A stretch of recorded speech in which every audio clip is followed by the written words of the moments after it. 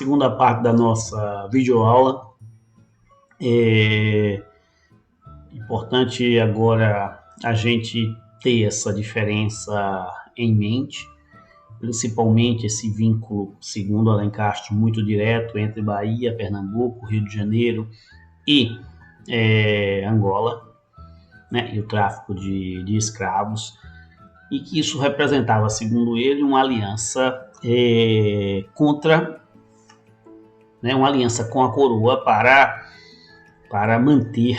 defender o tráfico de escravos africanos. Então, o que o Alencastre vai tentar diferenciar é que outras regiões, que não essas regiões mais portuárias e que estavam vinculados à plantation, em que era possível essa rota de comércio com o Atlântico Sul, tinha interesses distintos de outras regiões, né? Ele vai dizer, por exemplo, que São Paulo vai manter a defesa do tráfico de escravos indígenas, né? Exatamente porque ficava fora dessas rotas de comércio e de troca. Então, tanto o Maranhão quanto São Paulo, por estar fora dessa rota, defendiam uma outra lógica que não a lógica do tráfico de escravos. Veja, quando se fala em centralidade do antigo sistema colonial, né, embora seja um historiador paulista, o Novaes também o é, quando se fala em centralidade do antigo sistema colonial, sob nenhuma hipótese podemos pensar em São Paulo, né, essa eloquência dos meus amigos paulistas. Veja, eu estudei mestrado, doutoramento em São Paulo, venho de uma corrente paulista, mas é necessário identificar que às vezes tem um pouco de megalomania, de imaginar que a lógica geral é geral, não é específica, abarque espaços que não são espaços tão centrais, né? E com dois argumentos distintos. Um é o argumento que funciona para o Grão-Pará e Maranhão. Funciona no Grão-Pará e Maranhão, exceto para as questões indígenas. A maior população negra brasileira declarada hoje é da região de São Luís. Então, logo, a quantidade de tráfico de escravos africanos que foram enviados para o Maranhão é imensa. É claro que eu estou generalizando o Grão-Pará e Maranhão no Maranhão, o que é também uma ardilosidade da diversidade. Mas ele reconhece também que havia um contraponto, né, dos interesses da coroa e dos interesses jesuítas a essa escravidão indígena. Diga-se de passagem, boa parte já argumentou e explicou aqui. Mas ele vai tirar o foco da relação metrópole-colônia, o que é bastante interessante. Acho que há que se aprender muito, mesmo na diversidade. E vai focar que a formação brasileira não está vinculada a essa colonialidade, né, a essa colonização portuguesa. Né, a formação brasileira está centrada nessa relação entre a África, a Angola e o Brasil. Isso ecoa tem um bom sentido, né, porque muda os protagonistas da história. Em outros termos, é significativo também, porque de repente, quando você quebra o exclusivo de comércio, faz a independência, mas isso não é problema meu desta disciplina, né? No momento que você faz a independência, você de fato vai ter um vínculo do Brasil imperial com o tráfico de escravos. Falamos aqui que o Brasil é o último a eliminar a escravidão e manter parte do antigo sistema colonial, pelo menos a parte do comércio escravista né, é mantida no Brasil até pelo menos meados do século XIX.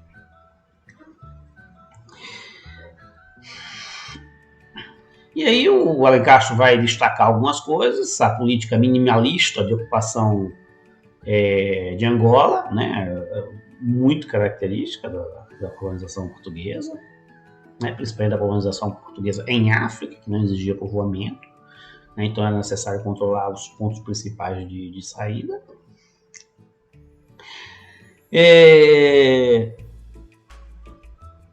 A negação, né, da escravidão indígena por parte da sociedade em geral. Essa vamos dizer assim, essa tendência que teve Portugal a destinar Angola ao tráfico, né? Muito mais do que as outras partes da África colonizada, ocupada pelos portugueses. Angola virou, pelo menos no antigo sistema colonial, voltou-se para esse tráfico de pessoas. Mesmo porque nós estamos falando de uma região maior e com maior densidade demográfica.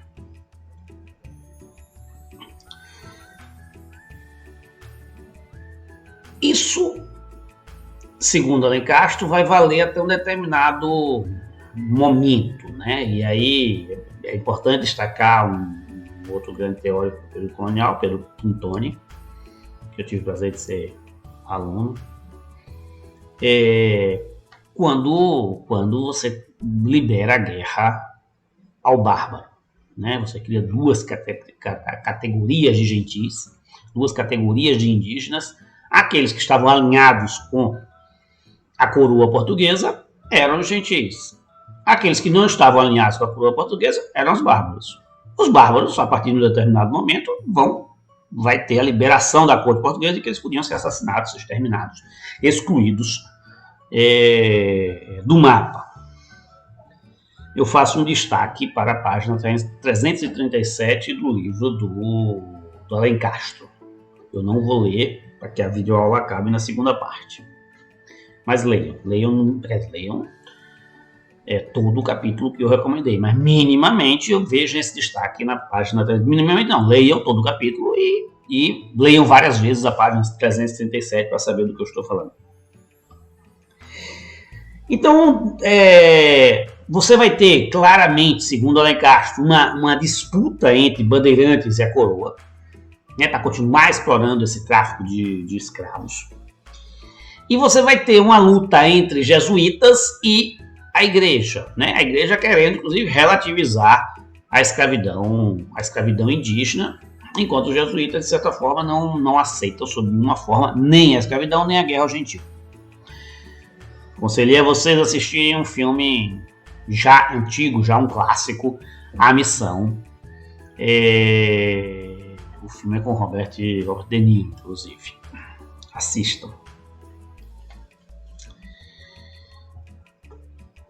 Essa luta, vamos dizer assim, essa disputa histórica entre esses quadros, os bandeirantes, os jesuítas, a coroa e a igreja em geral, vai, vamos dizer assim, vai permanecer até a expulsão completa dos jesuítas. E aí, quando chegou a expulsão completa dos jesuítas, já não tinha mais aquele arcabouço institucional que questionava a destruição, morte das populações indígenas, né? Aí entra realmente uma barbárie sem igual. Um dos trechos da minha tese de doutoramento na região dos Machacalis e principalmente a região a região dali de Teófilo Otoni, você tem extermínios em série de armadilhas para assassinar índios que estavam passando por uma determinada trilha. Por exemplo, quase não eram metralhadoras, mas eram dispositivos de espingardas que funcionavam automaticamente quando você passava nos fios ou numa espécie de minas terrestres antes das minas. Armas que funcionavam quando armadilhas, quando os inimigos passavam, elas automaticamente os matavam.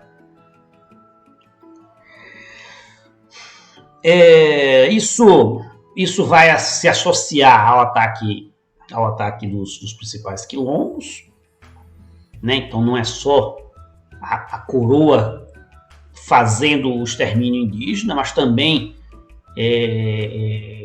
aliando-se aos senhores para tentar minimamente ordenar, manter o trabalho escravo dentro daquelas condições da escravidão.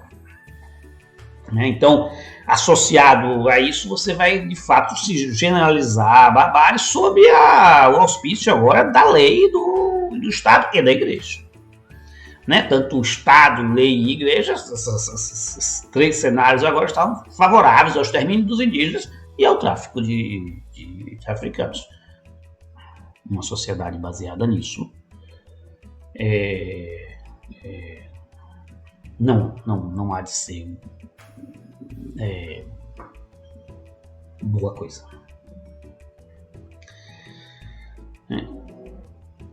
Isso permitiu, de certa forma, a expansão dos negócios, a expansão dos comércios, a expansão das produções, a expansão das minerações, enfim, a expansão do negócio,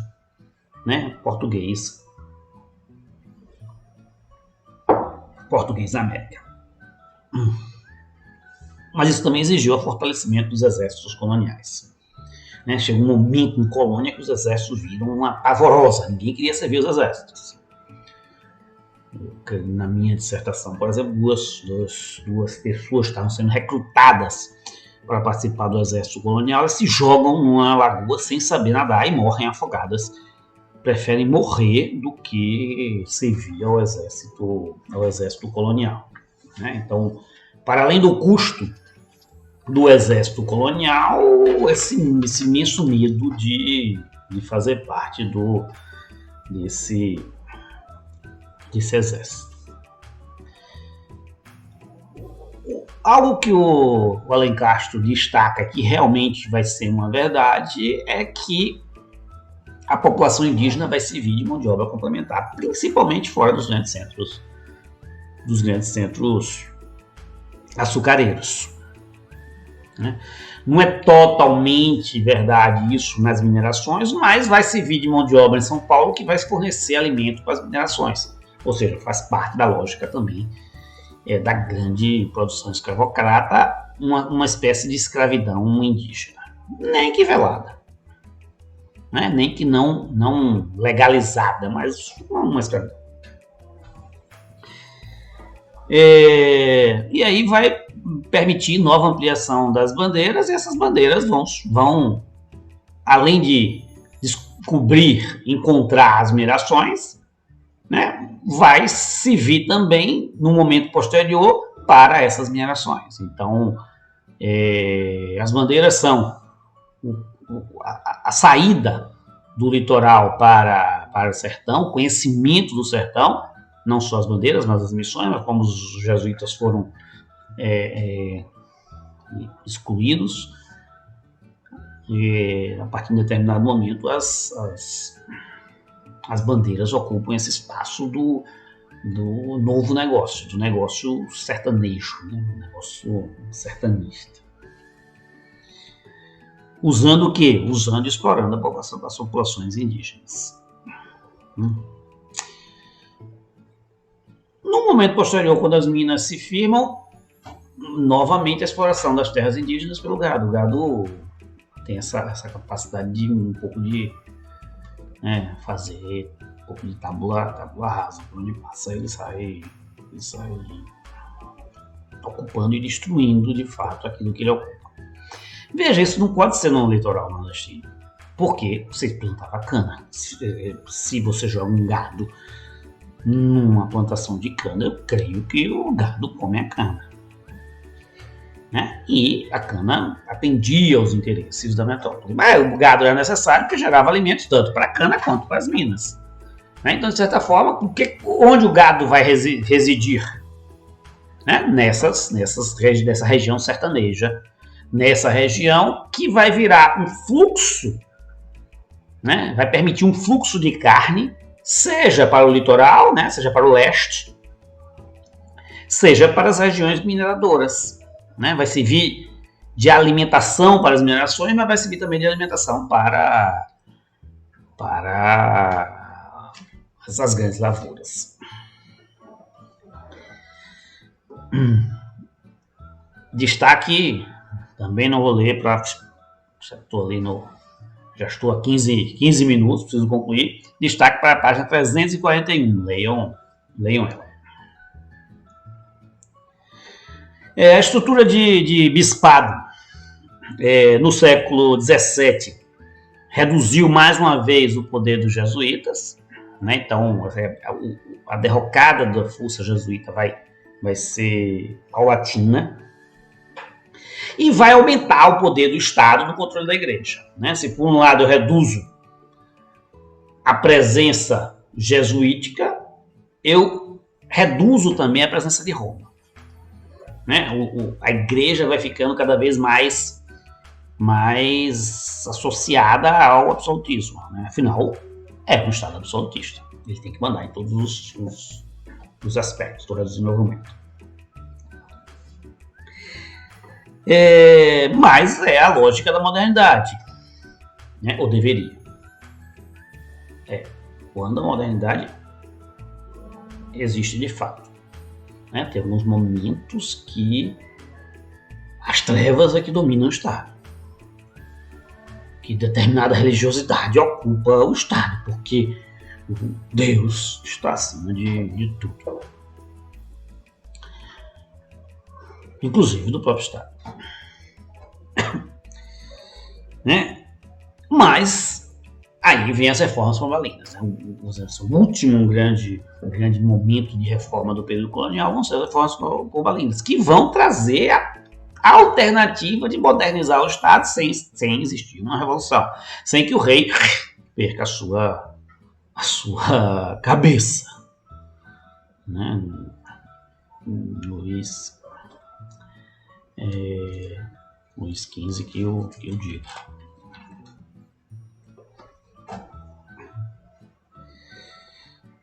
E o Alencastro vai dar grande destaque a essas reformas pombalinas, né? Como as reformas pombalinas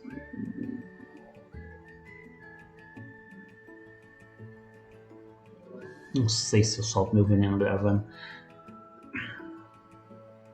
Um weberianismo enrustido que Deus Pai. Né? Como se reformas fosse de fato aquilo que vai sustentar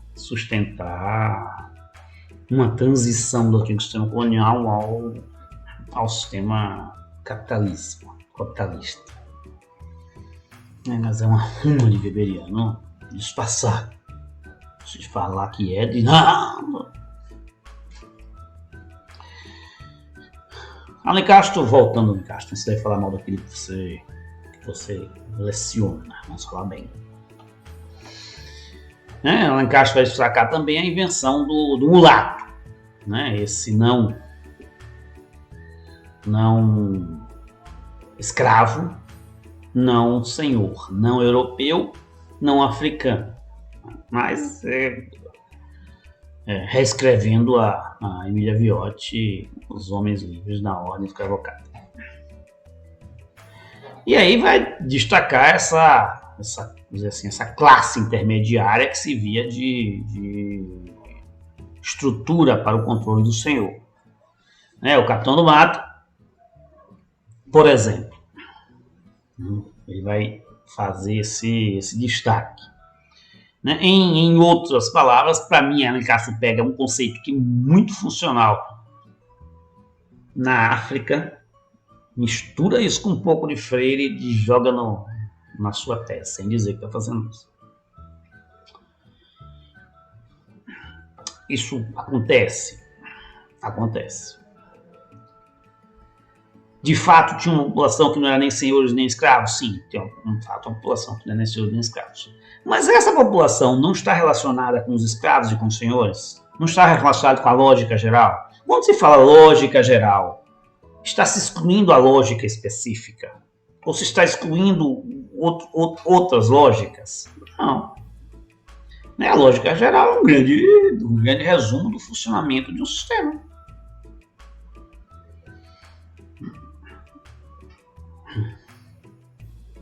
Mas vamos nos acalmar. Essas camadas médias, segundo Alencastro, vão tomando corpo e são elas que vão consolidar essa transição.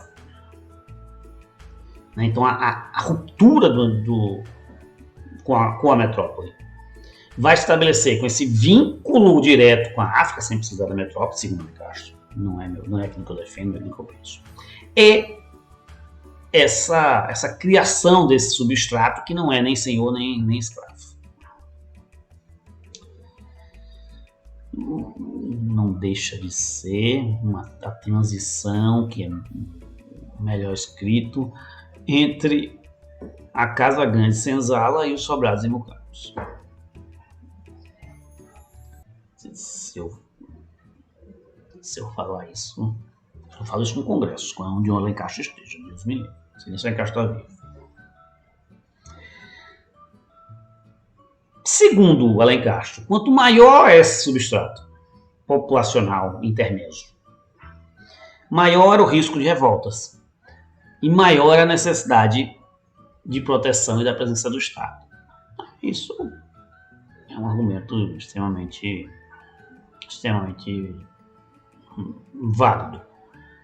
Se eu preciso controlar, eu preciso aumentar o tamanho do Estado. Se eu preciso aumentar o tamanho do Estado, eu vou aumentar os custos e os problemas, os embates entre o Estado e a população em geral, principalmente a população sertanista, que queria ver tudo menos o rei.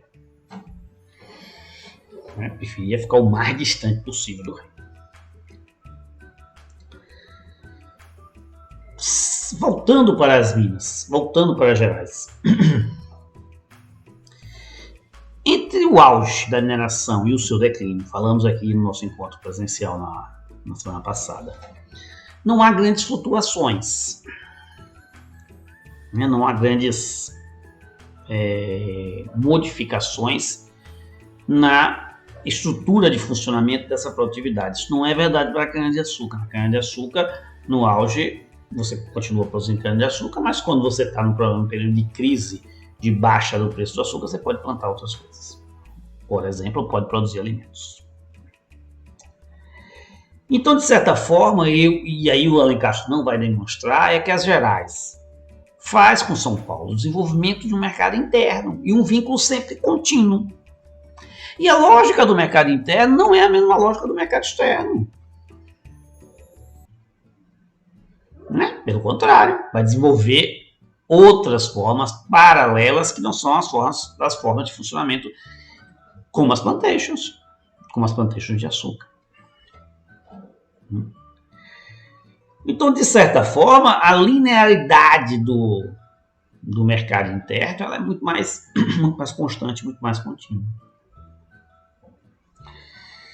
No declínio da mineração, na exaustão da mineração, exauriu, acabou o diamante, aí você tem uma grande crise, uma crise sólida e consistente que vai tensionar mudanças, naquela estrutura, naquela lógica. Vamos imaginar, por exemplo, o Velho Oeste, os filmes do Velho Oeste. O que acontecia? As cidades eram abandonadas. Só que as minerações brasileiras criaram cidades muito consistentes, cidades imensas. Diamantina chega a ser uma das maiores cidades do Império. No centro da América Portuguesa. Não é litorânea. Para ir para a praia de Diamantina hoje é um sofrimento. Eu morei 5 anos em Diamantina e eu sou uma pessoa que preciso ver o mar. né? Imagina, naquela época saiu um produto, ou então um produto diamantina, que viveu sempre em torno do diamante. Quando o diamante acaba, né, o que acontece com aquela cidade?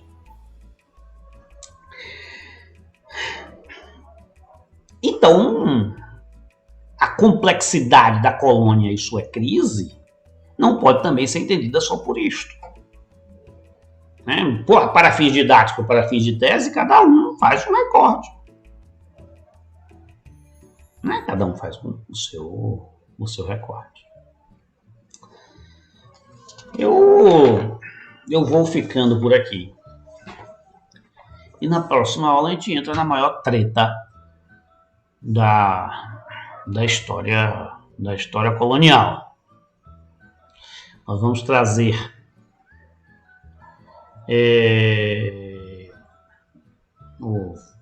os FFs, Manolo Florentino, Ciro Flammarion, para o debate, e depois nós vamos para a resposta do Novaes a essa treta. É isso. Daqui a pouco a gente se encontra no nosso encontro síncrono para esse remédio.